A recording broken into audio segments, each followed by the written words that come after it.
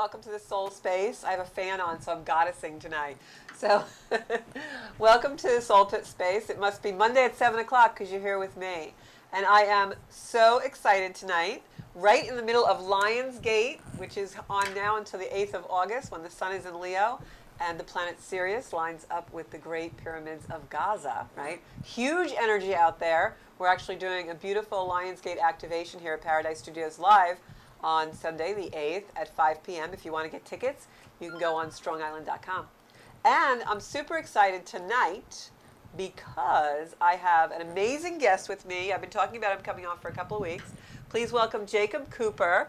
Jacob is a beautiful soul, wonderful consciousness, and also the author of Life After Breath. So Jacob holds a Master of Social Work degree and is a licensed clinical social worker. He's a certified Reiki master. That's the kind of social worker I want to go to. And he's also a hypnotherapist, specializes in past life regression therapy. And as a psychotherapist, Jacob works with individuals, groups, and families in managing emotional barriers, promoting improved wellness and resiliency. Jacob incorporates mindfulness and a spiritual approach to focus on the connection between the mind, body, and spirit. And in effect, this teaches individuals how to improve their cognitive processing and shift their perspective.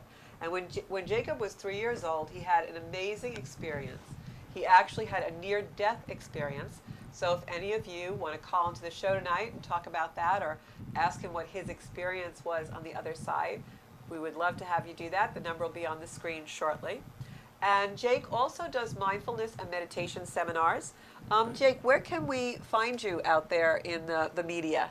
Like, do you have a website? Yeah, for those wanting to contact me, visit my website at jacoblcooper.com. That's jacoblcooper.com. And there you could find me. And I'm also on Instagram, Jacob Cooper LCSW, as well as Facebook, Jacob Cooper LCSW. And there I have, daily guided, inspirational posts for you guys to be inspired by. And he is very inspirational, I have to tell everyone. Jake also does a lot of his mindfulness seminars for people with cancer and developmental disabilities. So he's really out there rooting for the underdog. Right. So I read your book. We have a picture of that if Bobby wants to put it on screen for us. I'm going to share the show on all of our places that we do. This is the book, Life After Breath. And guys, I read it. It is a fantastic read for anybody on the soul journey looking to expand your consciousness or really kind of put together and connect some of the dots about how to really connect. Great, great book. And you can get it on Amazon. And when you're buying it there, after you read it, go back on and give Jake a beautiful review. That too. Yeah. So I'm going to share the show. We've got people on already. I got to say hi to everybody. Yeah. So, Jacob, tell us a little bit about what happened to you when you were 3 years old, because it's quite a story. Quite a story, and as we were talking in the lobby before, there's so much synchronicities with this past year or two that we went through, and I think the book came in at the perfect time. Just the perfect time. Yeah. But I was 3 years old, September of 1993. It was... Sorry. I feel like I'm on a Zoom call and you hear your echo, right? Yeah, that happens all the time. Sometimes with the Wi-Fi connection that happens. Yeah. But I told you we're very casual here. Yeah, no, I love Sometimes I'm like, Bobby, is the phone on? Yeah, September of 1993, right before the Jewish high holiday of Yom Kippur, which is, for those of you unfamiliar with it, is the Day of Atonement, but the day in which your soul is being cleansed to meet the Almighty Creator. Little did I know that I was going to meet the Creator beyond a synagogue. It was going to be a direct meeting with the Creator within my own fate. At the time, I didn't know it, but I had pertussis, otherwise known as whooping cough, which for children or infants could be quite fatal, and even in adults too. And as a result of whooping cough, I suffocated. Now, you're so young. I never really heard of whooping cough being that popular. So I was surprised when I read that in the book. That seems like almost right there a unique thing, that would be the ailment. Yeah, but it's funny. I was reading, forget the name of the book, but local, Laura Lynn Jackson. She has a book, and she talked about, as an adult, she had whooping cough and how impactful that was. And that was an adult, so as an infant. Right.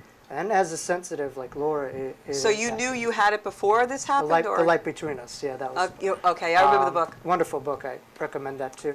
But no, whooping cough could lead to fatalities, could lead to suffocation, and certainly that's what happened to myself at young infant age. Well, so now tell us the story of what happened. You were 3 years old. You were going to the park, right? I was going to the park, going on a slide, and climbing up the rungs of the ladder on a slide, I just began to just suffocate. And Ugh. it's hard to explain suffocation because much Unless like you've when I speak experienced about it. right, it's like I could say, all right, go into a pool, but until you're actually swimming in a pool, it's a whole other reality. But suffocation, for any of those who have had it, is Right. What And are especially for a 3-year-old, it would be totally traumatizing. what are the lowest, most traumatic experiences that you could have? Because the breath makes us in this body, human, unless you're on Right.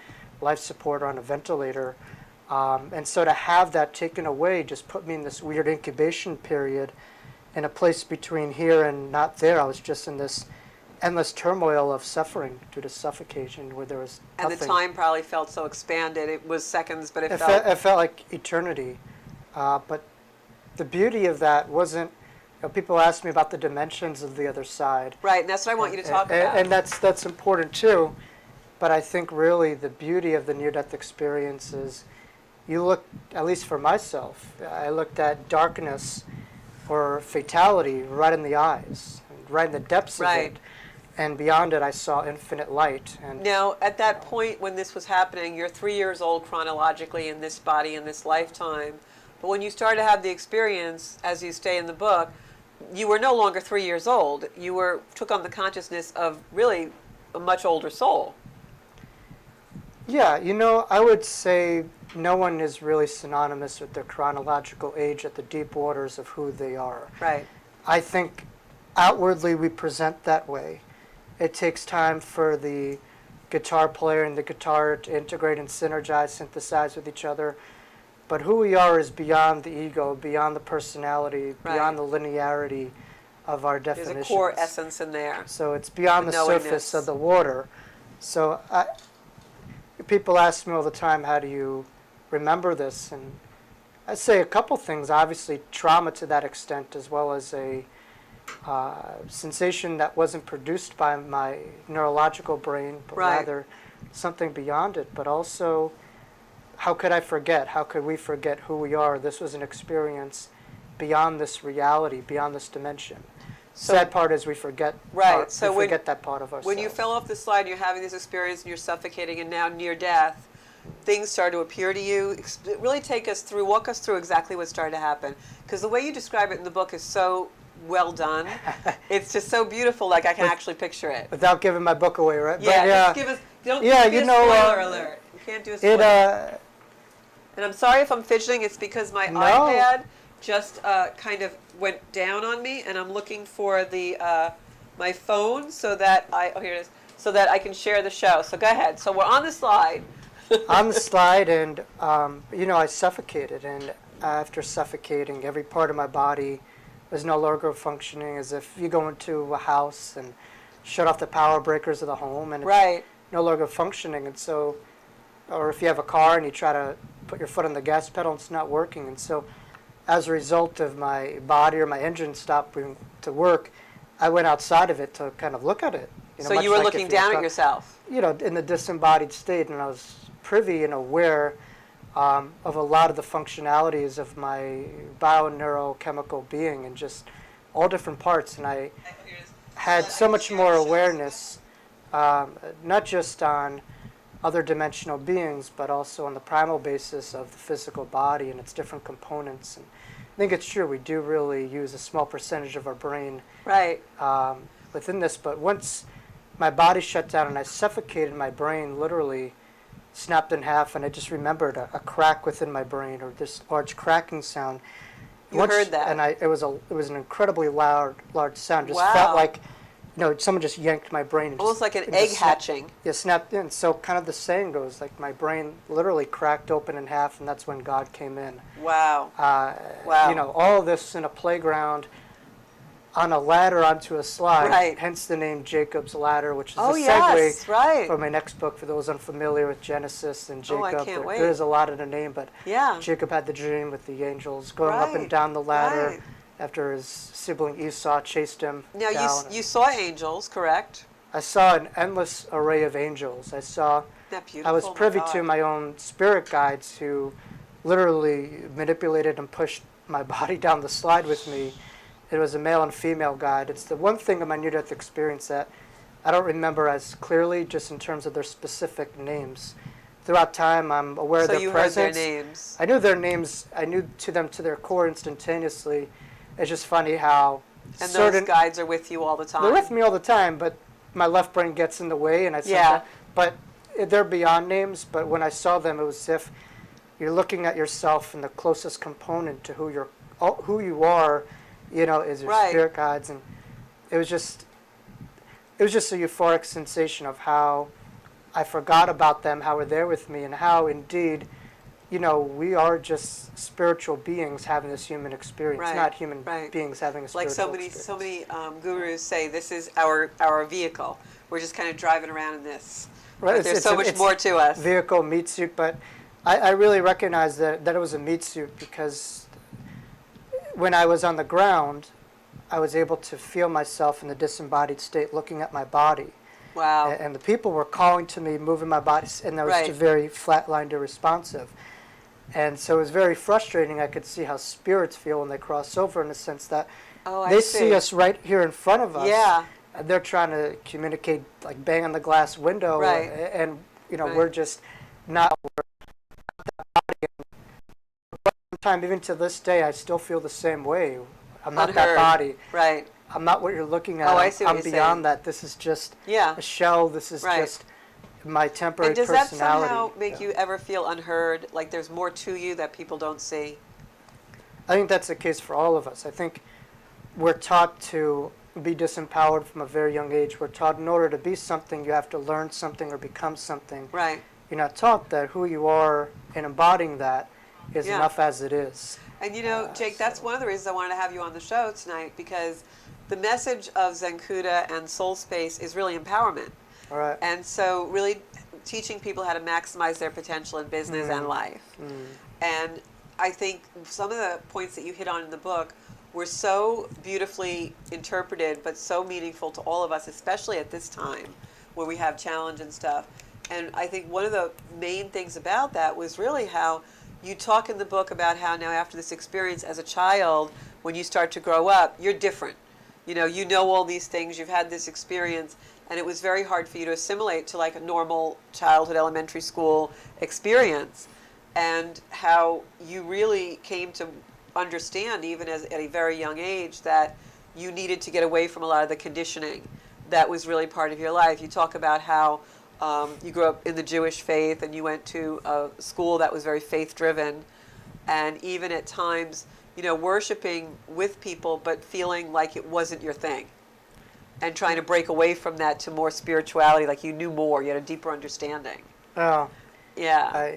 I believe in the statement, God is bigger than the Bible.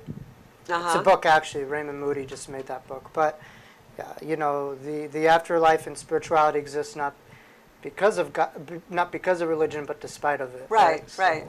And I identified with that because I grew up Catholic, in a very Catholic home, and I, as a child, had a lot of anxiety, like you did. And I know you were diagnosed with ADHD and all these things because, I think everyone my age group, that was Right, a popular, right. now it's autism. right? That's the If you're big not thing. if you're not a soldier in line, you're something. Yeah, So, that was a big thing back then. Yeah, so I think it's really important what you were just saying about kind of feeling disembodied, but now after the experience, merging who you really are with your world. Right. And being in a place where that's not so popular and people don't really understand.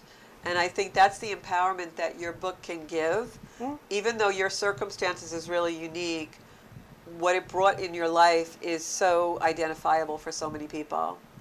I think at a certain point, to survive with the current, we have to be, in a way, a leaf in water. Right. But to generate the current, to thrive, you have to be very connected. And so for myself, I had to bury a lot of this away in order to just kind of keep up with the speed. Right. But once I started individuating as a younger adult, that's when I was able to really generate my own current. Yeah. Because it sounds like It when wasn't you sustainable to just be on someone else's current or the cultural consciousness right that I was because that wasn't your programmed current. to. No, Yeah. it's none of ours. Yeah. Um, It sounded like when you were young, in your younger years, when you did try and kind of push things away. I know you even talk in the book about being a child and like seeing an apparition one day at school when you saw an Indian or a wolf or whatever, and pushing that away. And it sounds to me like that's when you had anxiety because you were really trying to suppress. Do you think that was part of that experience, or? Sure. I mean, look, I know we were talking about her before. Teresa Caputa, for instance, Yeah. she speaks about how she used to have these random panic attacks. Right. I think a lot of that had to do with her interdimensional communication. The energy. Not really knowing what was experiencing until she was able to work with my friend Pat Longos. Her gifts weren't able to be tangibilized or understood Right. or diagnosed. Right. And so once we're able to really tangibilize the untangibilized and name it to tame it, that's when we could really take ownership. Right. But for myself, it wasn't so much what I was experiencing, but rather the fact that there was just such pushback. I grew up in a world that loved status, regurgitation. Right. It valued regurgitation over creativity. Yeah, of course. Those are the days when we traced ditto sheets. Ditto, see, that's a word no one knows.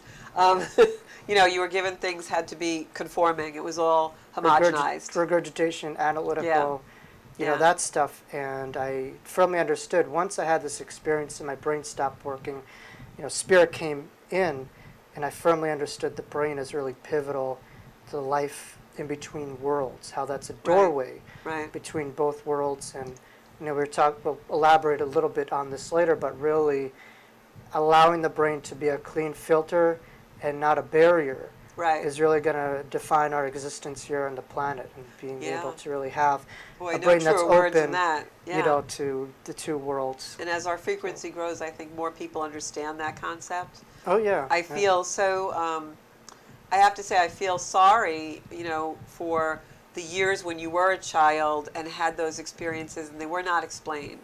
Because and I had similar in my own life, and like you were just describing, psychic energy giving anxiety sometimes was what I experienced, and then later in life learning what that was. And I think that for those out there who are really on this journey and feel that they do have energy coming in and they're interpreting and integrating it and reacting to it a certain way, I think having people like yourself who come forward in media and even this show, it's so important, I mean, even 20, 30 years ago, probably you would not have done this. If you had been born at an earlier time, I'll bet you wouldn't be doing what you do now.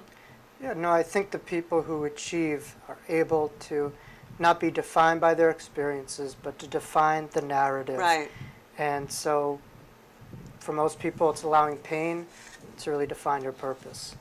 And that really, Wounded healers, right? Yeah, that was a big impetus behind what I do today. Is I think many times we have to, and I think this life in many ways is a training school to not only be a more evolved spirit, but to be a spirit guide in many ways, or a higher being.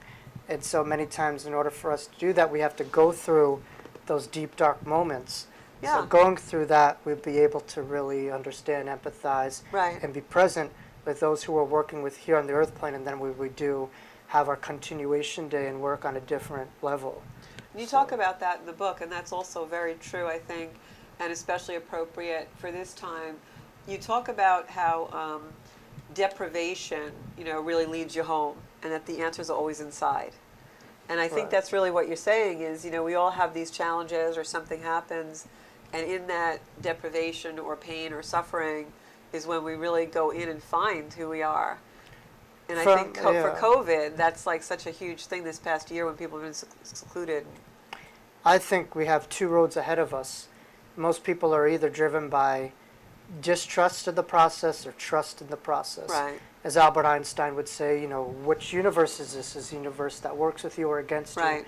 Energy And is so when everything. you have these very painful experiences, the near-death experience, on a global scale, I think we had a global near-death experience. Yeah. You're able to look into your Yeah. greatest fears right in the eyes and just say there's nothing to fear but fear itself, or what Right. we're really creating behind the event. And we're able to understand that, from facing our deepest fears, that the only damage that could be done is between the two ears. Right. We can't die. Right. This wasn't really there to make us, but rather, to break us, but rather to make us. And how much valor that takes, like you're saying, to really change the consciousness and make that choice.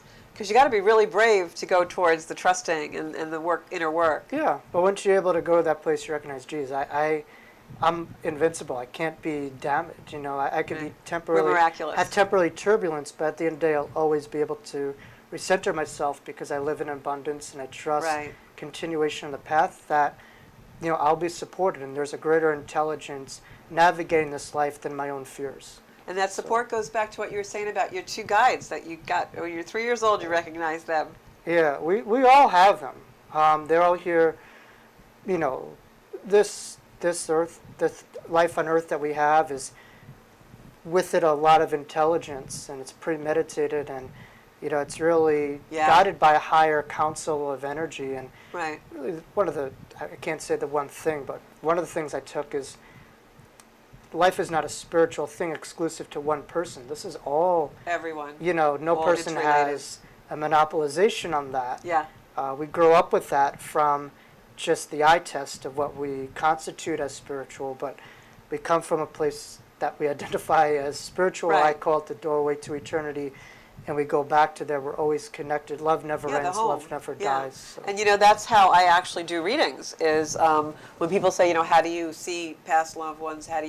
It's the doorway. It's infinite. Love is infinite. So you pick up that vibration even though it's on the other side.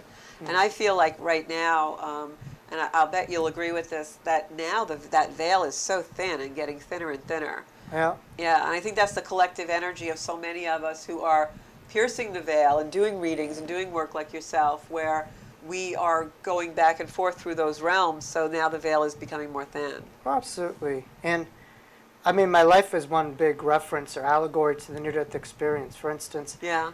I'm giving a workshop at a place called Ridgefield, Connecticut. Uh-huh. Fall series of it. It's the same time when my father grew up and my family grew up. Oh, And at wow. home. I'm here with you today, Right. right around the corner from my own home, Right. and we're talking about this. All about home. And so really, yes, it Yeah. really comes down to The that. metaphors are there. You don't have to go climbing the mountain of the Himalayas to find truth. And No. I experienced that in a local park in Long Island. Yeah. That truth is with you. 'Cause If it's you're not, It's open. not outside, it's Yeah. inside. If Yeah. you're open, I If think. you are, Yeah. yeah. Yeah. Oh, I yeah. remember one of my first gurus used to say to me when I would have a challenge, he would say, well, it's very easy to be Zen when you're on the top of the mountain, because in the beginning we all lead these monastic lives, and then we have to go back out into the world and bring our wisdom, and it's not always easy, Yeah. So, But no, when I used to go to the monastery upstate, yeah. I used to stay there for hours and it was great. You don't Then want to hit- leave. And then you hit New York City traffic, and it's Oh, yeah. like That's like every time 100 to 0. Yeah, exactly. Zero. Every time I take a spiritual 0 to 100, vacation yeah. and I come back into JFK, I get off the jetway and I'm like, oh my God, I'm back in hell. No offense to anybody who works at JFK. It's just- But after being on the beach and doing yoga, or you're in some kind of retreat, and then you come back and it's earth shattering. You can make it here, you can make it anywhere, right? Yeah, that's what they say. So now, one of the things I wanted to ask you, because I have my own thoughts on this, you describe in your book when you had this experience that you felt the difference between angels and angelic energy and spirit guides. So talk about that a little bit, because I know a lot of people who watch and are followers, they are in a place where they're trying to decipher who their guides are or what the energy is. So talk a little bit about that differentiation. The uniformal energy on the other side is not lower vibratory hallmark love, it's higher vibratory love, right? So it's not like a pink heart chakra love, it's Right. more of an It's not an evolved emoji. emerald green, kind of love. So it's an evolved love. But the eternity or infinite I is can feel it in my love. heart right now, yeah. Right? There's no limit to it. Love never ends in the body, but it never ends in limitation. Never. I think we're here within lifetimes to learn about that. So the DNA Yeah. of those beings is of service, is of love, and really looking up at us and not down at us. What we deem as higher beings, in a way you feel like they're lower. In It's a sense, indescribable. They're looking up at you. And so the spirit guides are a lot more micro-focused. They're more concerned with the individual that they're contracted to, where the angels that I saw in the distance, the countless sea of angels, they were obviously with me, but they were more concerned with the macro energy. They were more concerned with healing. Right. It was a lot less personalized. The collective. Yeah, it was a lot less personalized. I was able to look at them, but they weren't looking at me. They were just looking straight in the head. Doing their job. And they had a lot more of uniformity, whereas spirit guides were a lot more individuated. They had their separate identities. I can see that. Where, it just kind of felt like an angel factory with these. They looked exactly the same, and there were just countless of them. So and it's so funny that you say they were that more because, uniformal. like, I have the experience oftentimes when I'm doing healing work. We talked about this before the show, or reading, or even in meditation. I'm sure you do too. When you reach that plane and you see angels, or you have angels around you, and that's exactly true. And I never thought about it until you just were saying that. Right. Like, the spirit guides are very much.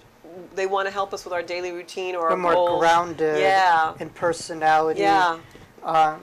A lot of people try to have monopolization in all these roles, and I just go with my own experience. It did seem like they had carnations here before. It did seem they had a little bit more human, but they were incredibly beautiful beyond words. And to this day, I'm able to describe what the angels looked like a lot easier than my own spirit guides. But at the same time... And I feel like the spirit guides change also. Yeah. Like you said, you have two that are with you all the time, and those are your lifetime guides. The primary guides, but yes, we add, I think the term, guides are very broad. We add them. And I think we also create them and manifest them in our reality. Like, I remember when I was first studying astrology, Galileo stayed with me for a summer. And I was like, wow, where'd you come from? But I think... That's why I asked this question, because sometimes I wonder, are they really our spirit guides, or are they a manifestation of the brainwave? Well, there was no brainwave. Right. So right, when the near death, right. The near death, I could attest. Great point, yeah. Near-death experience researchers will attest to this, that in our society, and I just did an Instagram post about this today, that there's a synonymous understanding of the brain and the mind. Okay. And having a near-death experience with my brain not working and so many others. But you were still working. Around 10% of the population, but somehow was able to have these profound thoughts and profound awareness. So where did that come from? It's an energy separate from the brain. At the very least, I should have very primal thoughts if something's working to a limited capacity. And so where are these cognitions coming from? The brain isn't working, all the different functionalities of it. Where does that come from? I never thought of it that way, but you're absolutely right. I don't know. If something's broken, it shouldn't work better than before, or that does not make sense. So it makes sense if there's more of an ultimate source. So when you talk about people with Alzheimer's and lucid visions when they're about to go, and all of a sudden when they're about to go, their family gets excited. They have this profound clarity. They're able to have that, and all of a sudden they go. And so, why is that? Still, the scientific and medical community has no experiences for those two phenomena, or hallucinogenics, where they don't increase brainwave, waves. They decrease. So why are having these profound experiences if you're having a lot less frequency, a lot less functionality of the brain? Yeah. And so to this day, the scientific medical community has no explanation. They're cornered. Right. It's God energy. And so now, if you listen to scientists in the medical community, a lot of them sound like spiritual teachers because they're on board. More so now than ever before. They sound like quantum physics people, and they're getting very deep into it. So I think they're getting on board, with being able to get outside of their paradigm and, the consciousness produced by the brain, by the body. Right. And just a larger energy at hand happening here. Well, there's much larger energy, obviously. Yeah. And the other thing that I thought was really interesting was when you did finally start to integrate some of the energy as you got older, and then you had some experiences. You have to read the book, guys. You had some experiences that kind of brought you into realizing, yes, this really happened and I need to integrate it into my life. One of the things that it sounds like really opened you was you had this beautiful woman who was your aunt, Aunt Seal, I believe her name was. It's her birthday in a couple weeks. Is it? She's a Virgo. I wish I had met her. Yeah. And she was very open-minded about a lot of spirituality and metaphysical things, and so she started to get you interested in like astrology and numerology. And then you also talk in the book about how you started to do yoga. And I know yoga opens a lot of us in the spiritual world. So when you started to do those things, did that really help you connect the dots more? Like, what was your experience with those things? So it seems like that's when you really started to get more of an integration of the spirituality. We were definitely contracted. She was definitely a guide. Her life was dedicated to teaching the blind. She actually taught the singer of Feliz Navidad. I forget his name, something Feliciano maybe. Jose Feliciano. Was one of her students. Wow, she was really in service to the world. But she lived it, much like my near-death experience. She helped people and myself to see these unseen worlds. Wow. So not only was she working with the blind to have the other senses to be a part of this world, but she was working with people to really see unseen forces. And she was very empowering, and she would stay up to wee hours of the night. I mean, at times I'd have to take away the phone from her because she wouldn't stop. She's one of those, but very Mercury ruled, which rules information, intelligence, very studious. Well, Virgo, yeah. Yeah, she really was brilliant. But I think really my experiences were really twofold. I mean, the analytical part, sure, reading it, but through direct experiences. I think one book that profoundly changed me was it by Dan Millman? I think he wrote a book, The Way of the Peaceful Warrior. Oh, yeah. And so when I was reading that book, there were so many ties to what I was doing within my own Eastern practices and my own training and some of my energetic experiences. And, that book is really about his encounter with just a random guy at a gas station and how he became. He called him a Socrates, was it? Yeah. And actually, Socrates and Plato. And they made a movie out of it too. They spoke about near-death experiences too. It's funny, but that's kind of what I was going through, was just this kind of Mr. Miyagi, Karate Kid kind of thing. It's just kind of training in these unseen forces. Yeah. Those of you out there. Yeah, now they have the whole series on Netflix, and it's a great homage to Pat Morita and everything. I've been lately drawn to the Harry Potter. And the analogy of now, and so I had put something up the other day, like, don't let the muggles get you down. Because it's like people who don't believe in magic, they're out there in droves, and it's like driving us all crazy, right? That's a part of my book. I mean, JK, I don't want to get into the deep, but at least at the time, that was our world. And, as a kid, at your age, you're studying all these, insignificant informations, but then you open up the Sorcerer's Stone or Harry Potter books, and suddenly again, it takes on a broader perspective. You just have to ask, why is that so popular? It's touching to a deep part of yourself, and it resonating with a part of yourself versus all this stuff that is having rubble over you that you just kind of walked into, that you have to kind of accept to play the game. When you had your near-death experience, it sounds like you gained so much wisdom and clarity about what the real meaning is, that why we're all here, that it was very hard for you to be in that child's skin after that, Yeah. When I was suffocated on the floor and people were calling my name and calling my body and I was irresponsive, it felt that way for a bit of time, where people were kind of looking at the surface of the water, but they weren't able to see the depths of it. And part of that was I wasn't able to really articulate that, and so that led to a lot of anger and behavioral issues. Because it was just a lot of suppressed trauma. And frustration. And just how I had all this information that I wasn't able to really verbalize. And so that really manifested itself in a lot of anger and terror. And, I grew up in a beautiful home, one of 5 kids. But when you have something inside you that, the energy has to go somewhere. Yeah. And that's why I always say to people, don't repress anything. Be in your emotion, because there's a lot of power in those emotions. Energy, emotion, right? Yeah. I mean, I grew up in a home, and all my siblings are great, but you ask any one of them, I was hands down the most difficult. That's what they say about me, Jake. we had the same meals, the same this, the same, everything that you would possibly want. And why is that? And I really feel that, this near-death experience was a big part of that. And that's my hope that, people who read this will be able to see past that. But now, after you had that as a child, didn't your parents realize that could be part of the reason why you were acting out? Really, it's a good question. I really kept this close to myself. some near-death experiencers, like for instance, the boy is in heaven is for real, was very verbal about it. But others, it's just something so sacred that there's no words, or words are so limiting, and you keep it to yourself. And for me, it was something so sacred that I didn't even want to bother articulating or expressing, something that I just want to hold on to. But I recognized later in life that this experience wasn't for me. It was in a way, but it was for me to process, to give over to people. It was a gift to people. And that is my life's calling, is to give over this experience so that I don't die with the music still in me, as Wayne would say, right? I got to play my song and I call that, allow this to leave me. I call that the 3 parts. It's the breakdown, the breakthrough, and the breakout. And I think what a lot of people do is they have a breakdown of some kind of challenge, or a healing crisis, as you like to call it, and they break through it, and they realize why it happened, and now it's changed them and significantly. And then they leave it there, and they forget about the breakout, where we're supposed to tell the world about it.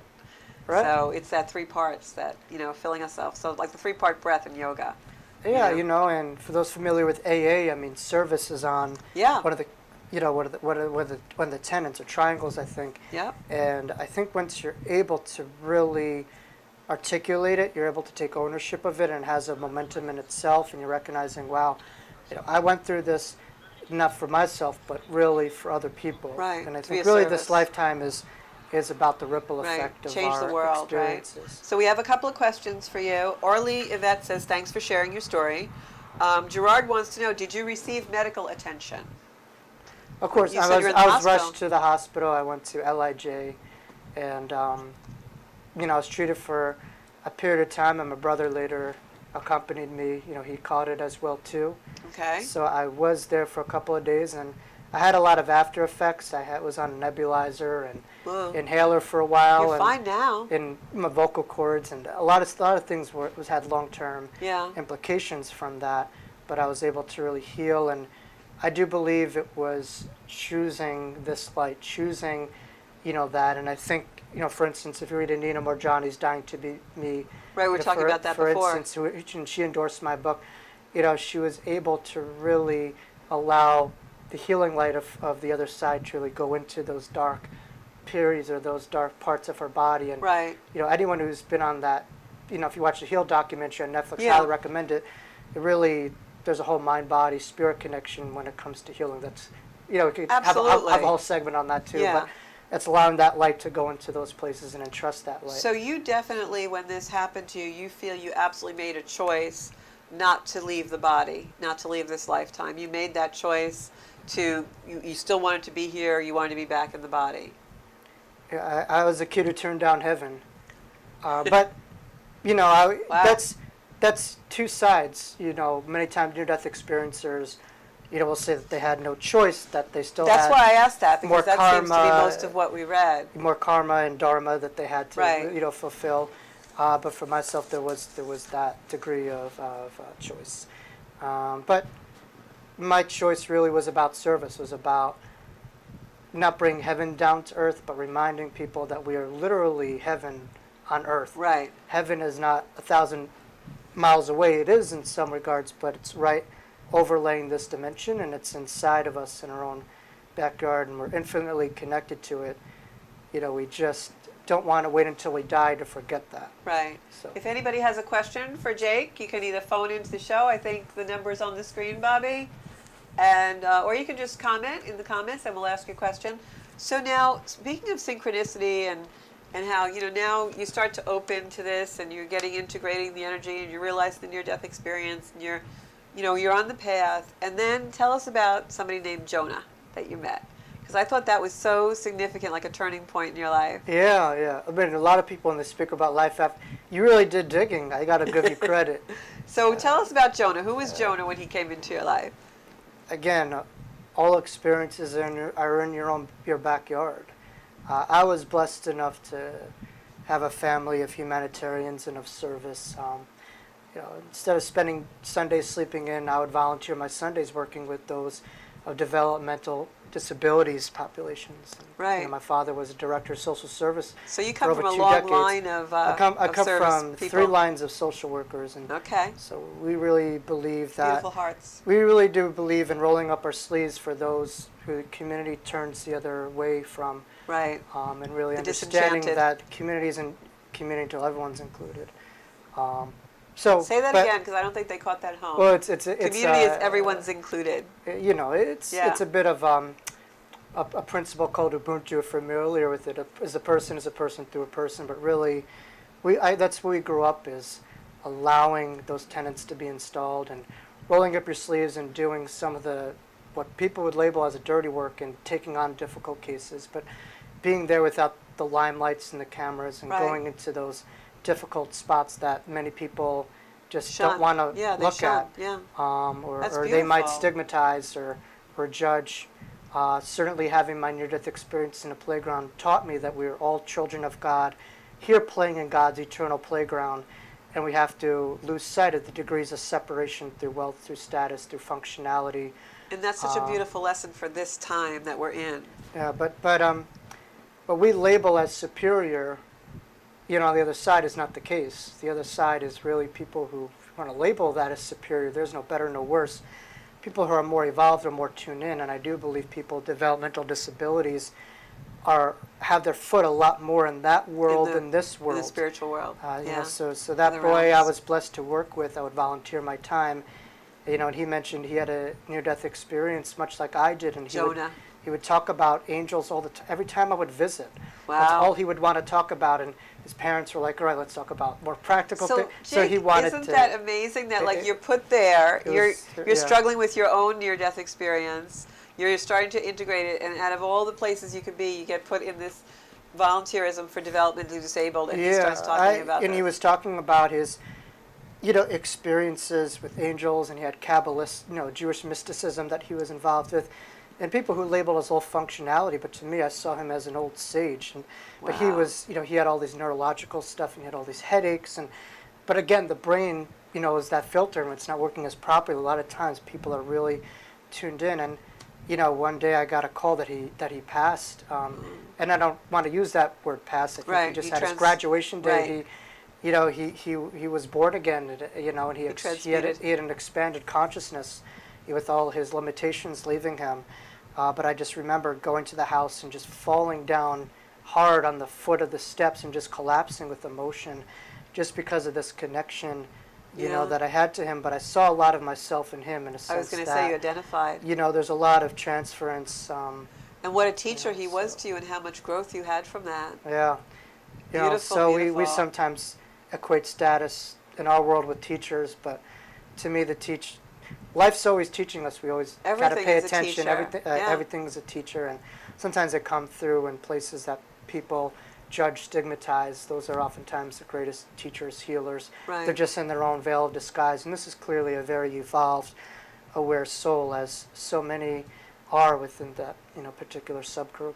Right. I hear that a lot from people who have children who are developmentally disabled, that they feel that they're very connected to spirit. All right. So yeah, people say that all the time. A lot of my Yeah. friends have children that way, and you can see. I actually had an experience recently where I met someone's child who was very disabled, and the energy that she had was just angelic. When I saw her, I Right. said, "My God, this is just close to an angel." And we are a society that tries to fight the kid. Yeah. Everything is a part of us, is a part of maturation and suppressing the kid. It's that suppressing conditioning. that. And so I think, yes, we're here for a physical evolution, but when we're able to carry our souls, our bodies actually evolve. Right, And right. So, naturally our body is wired on fight or flight, but we have this Primitive. intuitive awareness that's able to really be tapped into. That becomes a part of our known innate biological That is so evolution. true. Yeah. So there's a spiritual evolution that's really supposed to be synergized and integrated within the physical evolution. So now your spiritual evolution that came from the near-death experience actually speaks for itself. We've talked a lot about that tonight and the gifts that you were given. A lot of people who have the NDEs find themselves heightened intuitively, or they'll have a gift of, actually seeing people who have crossed over, or some kind of mediumship or psychic ability. Do you have any of that, or you're just highly intuitive, or? Yes, but I see myself more on a macro level. I do work microly, but my intuition comes in the form of wisdom, and a lot of Yeah. intuitive downloads. Yeah. At 31 years old, I should not be saying the things that I do. And I'm not Right. saying that, in a sense of arrogance, but I'm saying that in a sense of humbleness. That this stuff that I write, this stuff that I speak about, doesn't come from me or Yeah. my I age. totally get that. It comes from a higher place. It comes not Yeah. from me, but through me. Right. And so, God is speaking to us all the time. Absolutely. We just have to learn how to listen, how to trust that inner voice, and most importantly, how to learn how to put the rubber on the pavement and how to make spirituality with Kind of practicality. actuate it. Yeah. Because I think we all have the wisdom, but we came here to integrate it into everyday life. And I think that actuation in our lives takes devotion. And I think that's where a lot of people get kind of sidetracked because our lives are so noisy and busy. We had someone on the show last week, a friend of mine, John, and last week's show was all about John's journey. And he has a certain ritual he does. He wakes up every day and he does. And I said, well, that's devotion. And I think that whether it's a yoga practice or a meditation or just practicing mindfulness throughout the day, we have to have some kind of a devotion in order to actuate that spirituality in our life. Of course, of course. I mean, everyone's got to have a piece out, or Yeah. everyone has their own engine. You have to know How to drive it. how it works. So now you do past life regressions and things also. Tell me a little bit about what one could expect if they were actually going to do a session or a seminar with you. How do you do this? You do seminars or session? Every one of my efforts, everything that I do is a way of giving back to the near-death experience. And I look at that as my ultimate GPS of the life that I live. And so, it's like your gateway. yeah, reading Life After Breath, you'll see that I had past life awareness, that I was suffocated, I was giving eternal life. And so really the life that I want to give is giving life back to people who feel lifeless, or to really allow people to take empowerment of what's inside of them. And just, I love that. it's amazing how we forget who we are, and how we allow other people to help us forget. yeah, but also how we underestimate the love inside of us and the love around us, and we don't use that as a superpower. Yeah. We don't recognize that as our biggest superpower. I in always this say life. that's a force. Love is a force. So the love around us from our guides, our angels, the love inside of us is something that we've turned away and shunned. And we were taught to be Mr. and Mrs. Atlas, and Right. That sensitive. Love the Corvette, not the guide. Well, the status, but Right. beyond that, just this muscle existence. But Yeah. that's not really straight. As Anita's book says, a good point. sensitive is the new strong. Anita's new book, and I agree with that. That's But so true. past life regression, I do individual, I do group. I'm going to be doing a bit more group in-person stuff as time goes on, and combine it with book signings after and stuff like that. Okay. I don't know about you, That but sounds great. it's been a funky time since the Oh, yeah, pandemic just starting to get with back. in-person stuff. Yeah, I have my It's- first in person this Sunday. in the summertime, so it's a little bit kind of tricky. So Yeah. it's, And if, if you you're, know, I'm it's, sure you guard your energy very well as well. Focusing on the book, and you have to be disciplined about that, and then getting back into the other activities. There's time Yeah. for everything, right? Yeah, but I think we're just all getting used to getting Each back other to again. each other again, and getting back to in person, and then are we one step forward once. So it's and the summertime too, as you know, in this field is Yeah. everyone's trying to play catch up from the Oh, year yeah, that's been lost. absolutely. So in the fall, things will start. So Jacob, opening when you up. do past life work, do you lead a meditation into past life? Like, are there exercises, or do you read?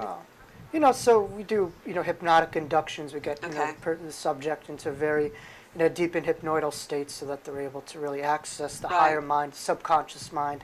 The conscious mind that we're aware of in this moment, the subconscious, Yeah. is the mind, kind of like the internet. It has everything, All the frequencies. So you really open yourself up to that higher mind, and so we're able to really allow people to be more empowered to go into that. And to me, it's not dense, it's not heavy. Some people go into 3 or 4 hours of pre-hypnotic inductions, and I think Yeah, truth is that's very heavy. Truth is very simple. It's very light. I agree. It's not something you have to go through like a P90X. Yeah. That's a little old school, but like one of If those. you're open and you trust, it one of those- comes. One of those workouts, and Yeah.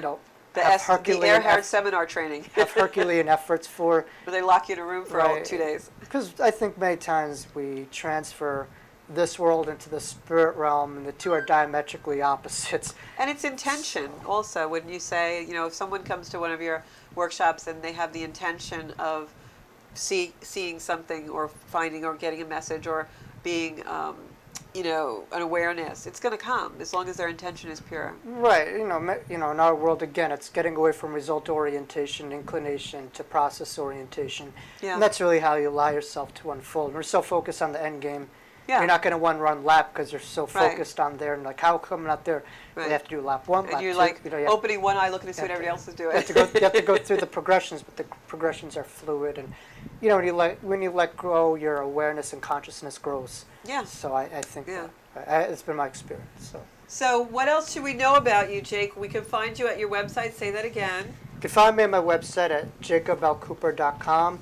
I'm also on Instagram. I do daily posts, and you can catch me for some collaborative live events. I just did one around a week or two ago with world-renowned healer Kimberly Meredith, who's coming out with her book, Awakening Beautiful. to the Fifth Dimension. She's out in California. All these books, how are we going to read them all? Audible, guys. Yeah, we have the same agent and all that, but Kimberly's great. She also had 2 near-death experiences. Wow. And that, much like myself, allowed her to really open up her healing gifts. Yeah. So I do energy healing, Reiki healing, but my education really came from the other realms, and I synthesize that within my stuff. But now when you say you do Reiki healing, my question for you is that because that's what it's called in the mainstream? Because I would imagine with the amount of experiences you've had with the other side, that the healing work you do is it's healing work. Well, I love the term, Ray, universal, key, energy. Yeah. So I love that term. It's just connecting to the universe. But it's not that I am just boxed into using the formalities of the symbols of the Usui system. I'm so glad you said that. I do use that, but energy is energy. There's no formal system that owns it. But I love it because it's universal life force energy. Beautiful energy. So, yeah. But I just wanted to ask you that because my thing is very non-conforming, and I always say, yes, I'm a Reiki master, and yes, I do this, but I heal. Me too. So. Air 5-5, COVID high five. So that's the way it is, guys. No offense to any of you Reiki masters out there. We get it. We have hand sanitizer after that. Yes, we do. So that's our show for tonight. Next week, please tune in again to the Soul Space with Georgia Rose and another beautiful guest in our spiritual community. And you can also please all like Jacob Cooper on Facebook. You'll get all his beautiful inspiration. And go to Amazon, buy his book. You can download it on Kindle or wherever you want to be reading Paperback and Kindle. And paperback and everywhere. And definitely leave him a review after you read it. We're curious to see what you thought because I thought it was absolutely fantastic. So thanks for tuning in, everybody. And that's our show. You can find me on Zenkuda Official on Instagram, Zenkuda on Facebook, and, of course, our YouTube channel where we have over 100 videos, including all our shows. Thanks so much, guys. We'll see you next week.